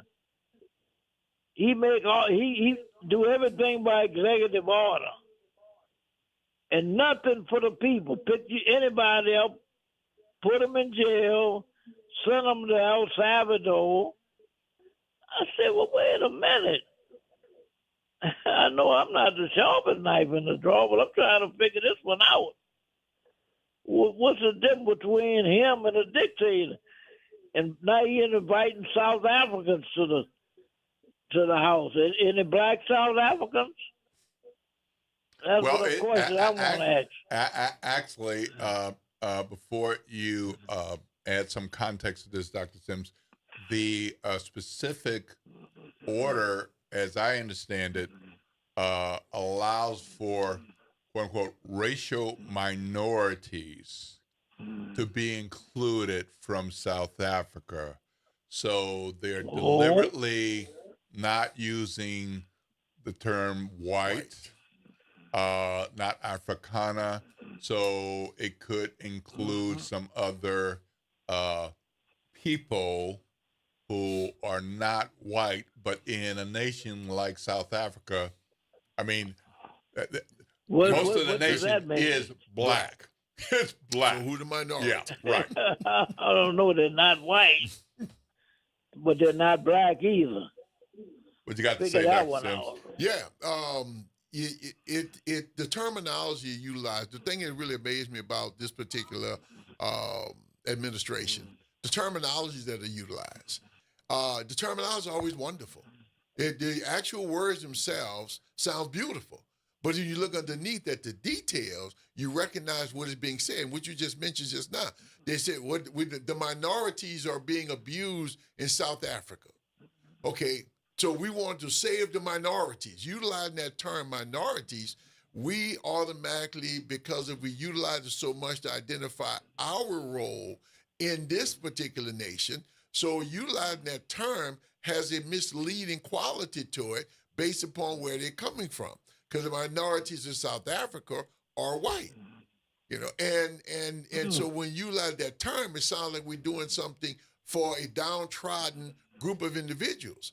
But when you look underneath the cover and see the reality, these were individuals who dominated this nation, abused the majority of the population, usurped all of the wealth of the nation just for a small group of individuals who came there, I think, from Denmark initially. It was the first group that was there. The Dutch. So, but they dominated the larger population, which was black. You know, but now to use the term minority, you tend to touch a particular sympathetic bone inside of America that minorities need to be protected, need to be looked after, because the majority sort of abuses them from time to time. So utilizing that term hides the reality of what's actually taking place. And when you look at the actual individuals themselves, you see that they're all white. So where is the white who had the majority of the wealth in the first place? So were they truly taken advantage of, or were they no longer able to do the dominant things that they were doing prior to the rise of the black community in South Africa that took control under Nelson Mandela? Yeah, Mandela is turning over in his grave. Yeah, I bet he is. I mean, this is quite a thing to have these white South Africans come under these circumstances. I mean, they specifically changed the rules to allow this to happen. Yeah. And this is just the first wave. They made it very clear, first wave. Yeah. Yeah. Another thing, Mr. Sutton and Professor and Dr. Wise, I noticed in other parts of the country, the people are calling these politicians Democrat or Republicans or others, Green Party or whatever. They're calling them to meetings to let them know, ask them where do they stand on all this foolishness. But I noticed in Louisiana, especially in New Orleans, ain't nobody saying nothing. They're silent. They don't call these people, let them do what they want, say what they want, and don't do nothing about it. Take all the money and keep on singing and dancing, and just let them take all the money. Are you talking about town hall meetings? Huh? Are you talking about town hall meetings? Yes. Well, yes. Congressman Cleo Town Fields. hall meetings, call them Republicans, Democrats, Green Party, Yellow Party, whatever, where you stand on all this foolishness that's going on. Well, the Republicans have stopped doing town hall meetings, but Congressman Cleo Fields has had several. Congressman Troy Carter had one at Dillard University, and a number of these issues were addressed. But in each of those cases, of course, they're in the minority party in Congress. Yeah. But it doesn't mean they doesn't care, and they're not fighting for us. But if they don't show up, don't vote for them. Well, that's what we're hoping that that happens for the Republican Party, because a lot of the folk in these towns that overwhelmingly voted for Trump, they're taking their congressmen to task when they come to town. So now they're starting to have these conversations. All right. So hopefully, the tide will turn with them, because that's what we'll need. Because we're not the majority. I tell you. Yeah. You better do something before it's too late, because. Yeah. Appreciate you, Pop. Pick you up, do you anything. Thank you, Pop. I appreciate you, as always. Have a blessed morning. Thank you very much for taking my call. Y'all have a blessed one. You're welcome. I mean, but to their point, like the whole conversation we're having is this idea of the democracy that we know, that we understand democracy to be. And I guess it's my concern too, is that a lot of what he's doing to me is pushing the boundary to see if he can breach the guardrails that are in place to hold him accountable, or to ensure that his administration is in line with what the Constitution says. Yes. And for me, watching a lot of the policies he's creating, a lot of the executive orders, and a lot of the decisions he's making, where he's circumventing Congress, he's circumventing the judiciary, or outright ignoring the judiciary, it makes me wonder if the last stance is the people, and enough people don't want to hold him accountable, where are we going in terms of direction in this country? In that case, we are in deep trouble. Because the people, as we mentioned earlier, a revolt is generated by the dissatisfaction of the people. And if the people are somewhat satisfied with this level, and they can be, unfortunately, we human beings, we can be led. We've talked in the past about the concept of groupthink, where people just go along with the program because a lot of people go along with the program. And the negative connotation that's been put on things like woke and DEI also tends to suck away the power that a lot of people have actually had. But I also think too, though, Will and Victor, I think the media has a responsibility in this as well, because allowing propaganda to just saturate the airwaves, saturate social media, real media. Like the Fox News is real media. Like that's a real media outlet, and they're allowed to put out misinformation, disinformation, outright lies, and it's hard for a radicalized person who leans all the way one way, where there's no middle ground for them. It's hard to decipher fact from fiction when you're looking at it as news. Yeah, you're not questioning a Fox journalist, especially if that's what you want to believe. It's like confirmation bias. You already believe it, and then the Fox is saying it, that solidifies it in your mind. Like, what can we do about the propaganda that is out there, just the misinformation of it all? We would have to have some form of, in my opinion, legislation identifying that if you make a general statement to the general population, it is proven to be false, that there's some serious consequence that has to come. Is that not embedded in the journalistic practices, Will? Yeah, well, you got to go moralistic as well. See, one of the things that this gentleman has, he's immoral.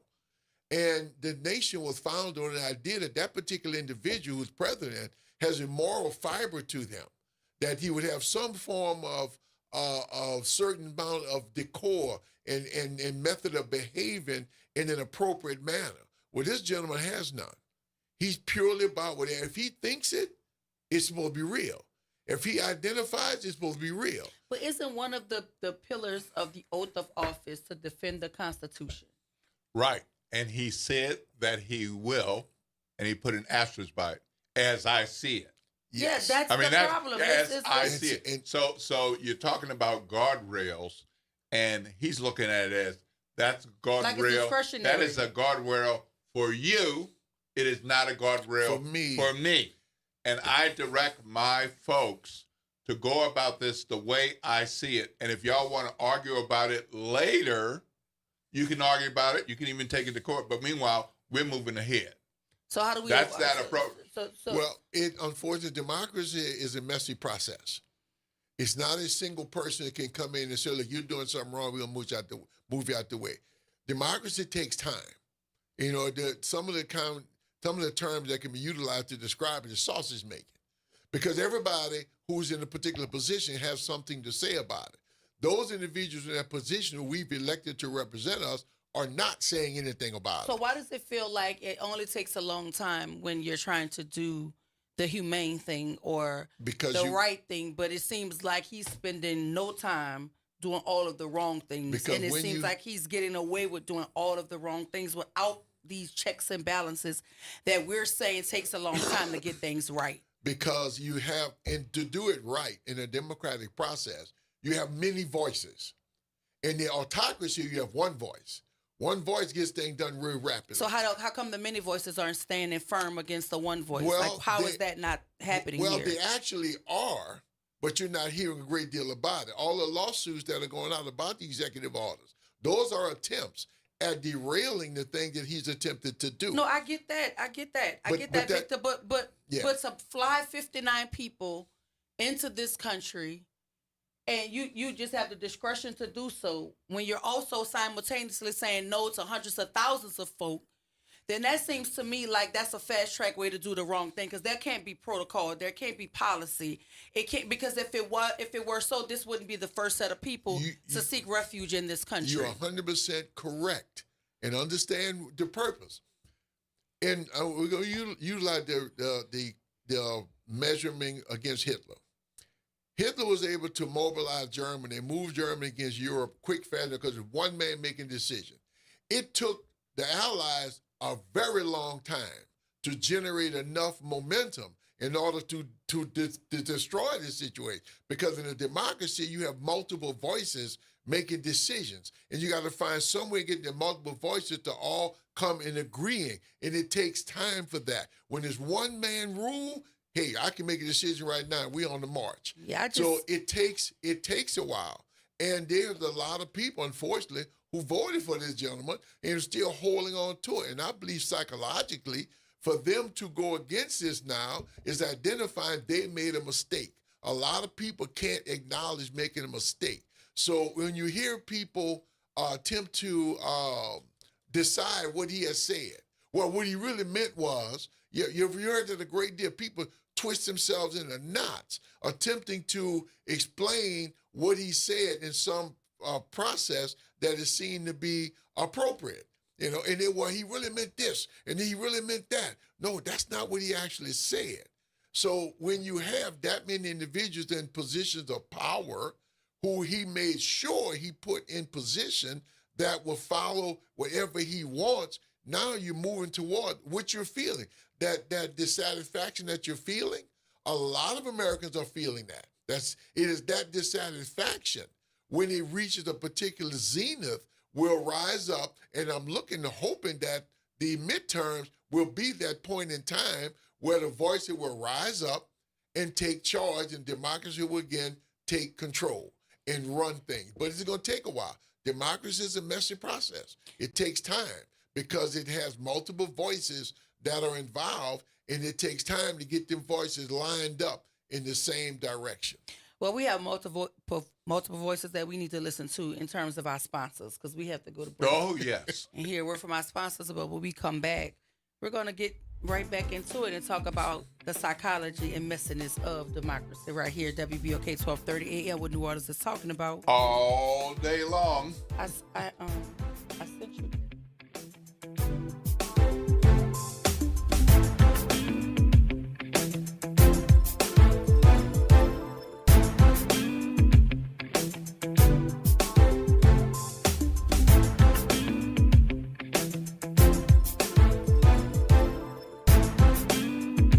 This is your news update for WBOK from WDSU.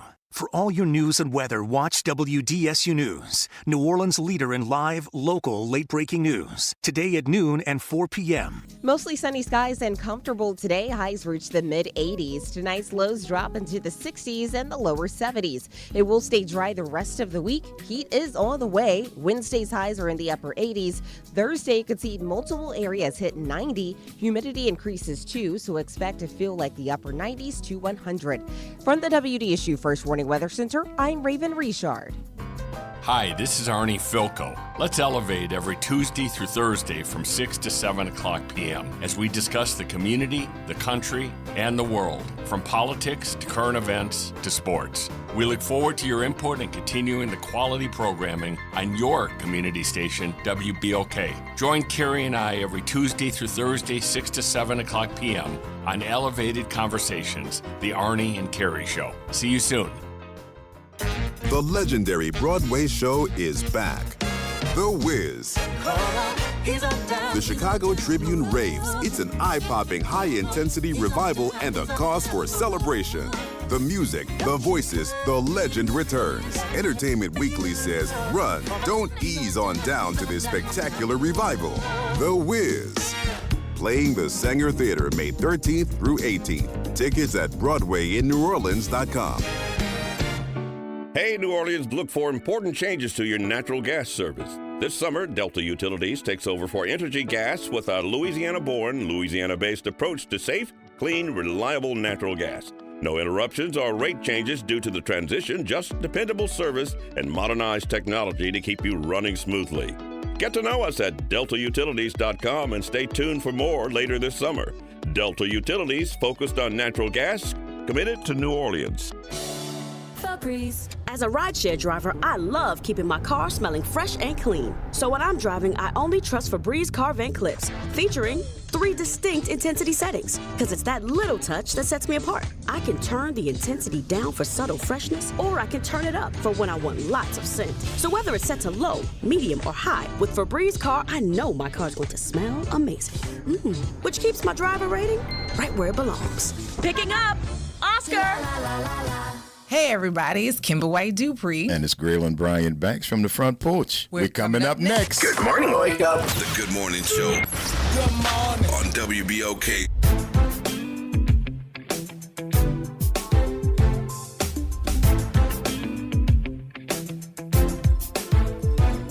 And we are back. Happy Tuesday. Welcome back to the Good Morning Show. I am your host, Dr. Ashantoy. We're going to go straight to the phone lines. Yes. Victor Sims, because we have Aaron on line 1. Good morning. Welcome to the Good Morning Show. You're on with Victor Sims. Good morning. How y'all doing this morning? Pretty good. Yeah, you're right. First, shouts out to the Fatherhood Roundtable, People's Political Party, as well as the Huey P. Newton Gun Club. You know, I'm so sick and tired of keep on hearing things take time. Hell, we've been waiting 400 years and counting, and we've been hearing the same old stuff. I'm going to give you some examples. When y'all was talking about the voices, right, and the so-called leadership that we have in this city. Our dear sister, who right now hosting this show right now, has been out of a job 7 going on 8 years. And the same leaders who we look up to supposed to be using their voices to make sure that she's supposed to have a job in her respective background that she went to school for and study for. But those same black leaders keeping their mouth shut on that. So how in the hell can we expect them to tell Trump anything? That's number one. The second thing, them same so-called leaders that we have within this city, like Pop was saying a little while ago, you know, they out here showboating and doing this thing, they gonna do that. But look at the current conditions of our city right now. Again, how can we expect them to tell Trump or do Trump anything? They're not even taking care of stuff right here in their own backyard, right? We got an elder in the city of Algiers right now by the name of Baba Malik Rahim. Look at how the city is doing this elder. And he put the work down, right? Put his life on the line for the community and for the people. And how many, first off, shouts out to Delisha Boyd, who was the only politician that went over there and had the courage to step foot in the community and over there. But where the rest of them at? All I'm saying about this, community that. So them people not speaking for us. They going along. I don't care about no town halls, all that talking. Look, we've been talking long enough, and being nice ain't got us nothing but a boot up our behind. So it's time for us to stop talking and put our talking into action. Because again, we got a sister sitting right here on this show who can't find a job in her respective career, in her respective background. And what are so-called leaders at? That's constantly coming up and saying, oh, I love you, this, that, and the third. Because last time I checked, the pastor that did this to her, where he at right now? I'm going to hang up and listen. Thank you, Aaron. I appreciate you. You want to respond? We got another call online. Well, the idea about democracy, again, it is a messy process, and the people have to stand up and take charge. A lack of education, I do believe, is the underlying factor why individuals don't in charge, because they don't feel as though they have a power and control, so they don't vote. How many young people I've heard say, my one vote doesn't count, when in actuality it counts extremely much. So we have to get more people involved. We have to get more information out into the population so they can recognize the reality of how the democratic process works. But if you have individuals who are struggling, who are trying to survive, who are trying to live, survival sort of takes place. I have a lot of people say, well, I'm not into politics. Well, I try to mention that politics is into you. Politics is making decisions on you all the time. You have to be involved. You have to check these people out who are running for office, these so-called leaders. What have they actually done? What are they actually doing? And hold them accountable. When you have a town hall meeting, everybody show up. When you have a city council meeting, everybody show up. When the people see, when the politician leaders see the people are going to respond in mass, you will get changes within the governmental structure. Yeah, and I mean, just in Louisiana, we got about 1.4 million black folks, about 33% of the population. More than 900,000 of us are registered to vote. So these are people who are actually registered. Yet we have the turnout that we do. Yes. And with that power, we could change so many things just in this state. Yeah, we're going to go to line 2. Cedric, good morning. Welcome to the Good Morning Show. You're on with Victor Sims. Good morning, Dr. White. Good morning, fellas. Good morning. I agree with Pops and Brother Aaron. We have the same people that constantly run for office here, and we're going to have the same results, which is nothing for people. And it is an absolute shame that we have someone like a Dr. Wyatt and the people that it seems like everybody's just, okay, I love you, but nothing is getting done. And we're tired of this. Pop was talking about town hall meetings. Well, I want to say this lastly. The Democratic Party, we talk about the democratic process. I think we listened to Dr. Sims talk about that. Well, how do we get the Democratic Party here in the state of Louisiana and here in Orleans Parish to do more, where people are voting more than at a 10 to 14 percentile? How do we change that? How do we motivate our people? What is the Democratic Party in this parish and in this state doing so that we can have a better turnout for midterm elections? And I'll hang up and listen. Thank you, Cedric. I am in total agreement with you. I have been so frustrated with the Democratic Party in this state. It is frustrating because we don't hear from them. We don't hear anything from them whatsoever about the state of our union. We don't hear anything about it. Who would be a favorite individual to run for a particular office and why? We need to hear more from them, but we don't. And I'm not quite certain as to why. But I do know this. If we do show up at these town hall meetings and question these individuals who are in office en masse and let them know we're totally dissatisfied with the leadership, we need to find out who the leadership of the Democratic Party are. We had an individual who contacted the station a while back to mention when they were having Democratic Party meetings in the city. And he said he was going to give a schedule of when that happened. remember that. I remember that. And that was... Are you talking about OPDEC, or you talking about the OPDEC caller? Or No. This was an individual who's with the Democratic Party. What OPDEC is Orleans Parish Democratic Executive Committee. That he would send a schedule to the station on when the Democratic Party has their meetings so we can show up at these meetings to voice our opinions, but I haven't heard whether or not that is actually. I don't know if we're talking about OPDEC, but I believe those are membership meetings, like OPDEC meetings. I don't know if they have public meetings. OPDEC, I don't know if that's what we were talking about, but yeah, he was encouraging people to come out and be a part of this grassroots effort, because in his view, that's where we've got to start. That's essentially what he was saying. Yeah. So you're absolutely right about that. That we do need to hear more from the Democratic Party as a whole on a broadcasting type of situation, so we can know who our leaders are and what they would do to correct this problem. Let me grab the call. Let me grab the call on line 2, because I think that's going to connect to what we're trying to say here. Good morning, Miss Leslie. Welcome to the Good Morning Show. You're on with Victor Sims. Good morning. Good morning to your guest, Victor Sims, and to your listening audience. And let me just acknowledge, I do chair the Orleans Parish Democratic Executive Committee in Orleans Parish. So when do we meet? We meet every second Wednesday, okay, every second Wednesday of the month. It's on our calendar. Yes, we need to do a better job of communicating that to everyone. So those meetings are open to the public. So our meeting tomorrow is at Civil District Court, room 319, 421 Loyola. We invite the public to come and join us, and our guest speaker is going to be the new executive director of the Democratic Party at the state level. And he's going to be answering a lot of those questions. So a lot of the questions that you ask, what is the party doing? We the Orleans Parish Democratic Executive Committee is organized by council district. So within each council district, we have 14 members that are working at the grassroots level. We're trying to go to neighborhood associations. our strategy is to try to meet people where they are. So if there's a second line, if there's a town hall meeting, wherever there's something going on, we try to show up and, be a part of it, registering voters. So one thing we notice when it comes to registering voters, if you ask an individual, are you registered to vote? Everybody's going to say yes. But if you ask an individual, oh, I know you're registered to vote, but we're kind of concerned because they've been purging voters. Would you let us check your voter registration? Oh, yeah, you can go ahead and check. Right. Oh, wow, you've been purged. Let's go ahead and get you re-registered.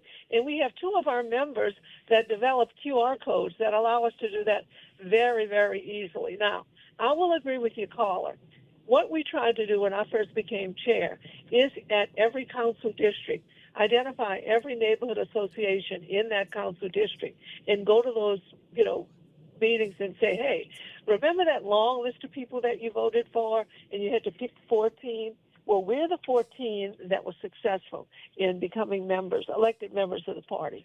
So we want you to know who we are. We want you to know what we do. Have we been successful in doing that in every council district? Absolutely not. But we're still working on it. We're still trying. To your point about who are these people, who is the party, and what are they doing? It's a struggle. It really is a struggle. Our chair at the state level is Randall Gaines. I know he's been on the show several times, and Randall has been traveling throughout the state. 64 parishes that we have in the state of Louisiana that we're trying to make sure that these are, like my organization, we're trying to make sure that there's a DPEC in every of these 64 parishes that's up and running, that's active, that's doing things. So, yes, we've got a lot of work to do. We're not finished. We're working hard. I invite everybody, if you can, come out to our meeting tomorrow, 6 o'clock, 421 Loyola. The chair, the new executive director of the party, is going to be there sharing his vision, and he's committed to winning.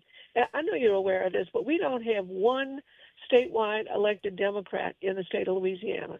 We have to change that. At the state level, we're developing training sessions. If someone wants to run for office, here's what you have to do. Here's how you can get into the process. We're really trying.